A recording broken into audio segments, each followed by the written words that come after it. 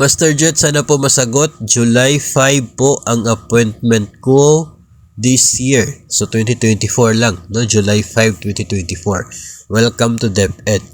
Eligible po ba ako for year-end bonus? Actually, hindi ko pa po talaga sure na kung DepEd po ba itong tinutukoy. Basta welcome to government service. July 5, 2024 ang appointment. Bago pa lamang po sa serbisyo. At ang tanong, eligible ba dito po sa tinatawag na year-end bonus na matatanggap pagdating po ng starting November 15? Ang sagot po natin dyan ay ganito.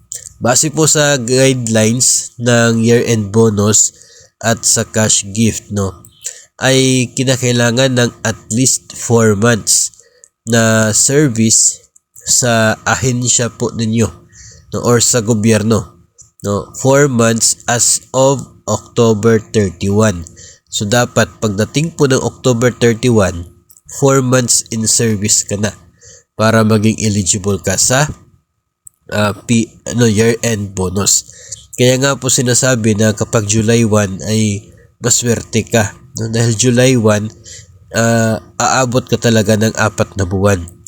Pag na-hire ka, appointment mo ay July 1, so 1 month ka ng July, 2nd month po yung August, 3rd month ang September, at pang-4 na buwan ang October.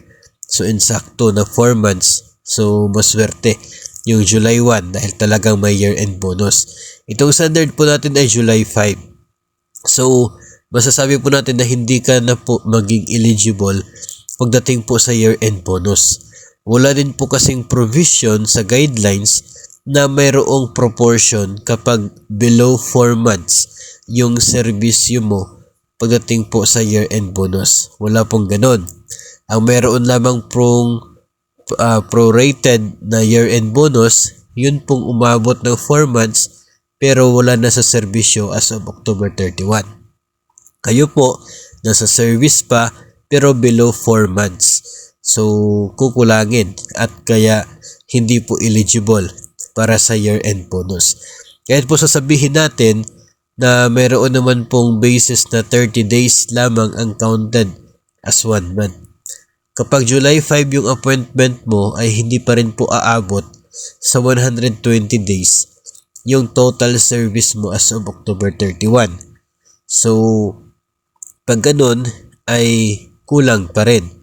Hindi pa rin eligible doon po sa 4 months na requirement.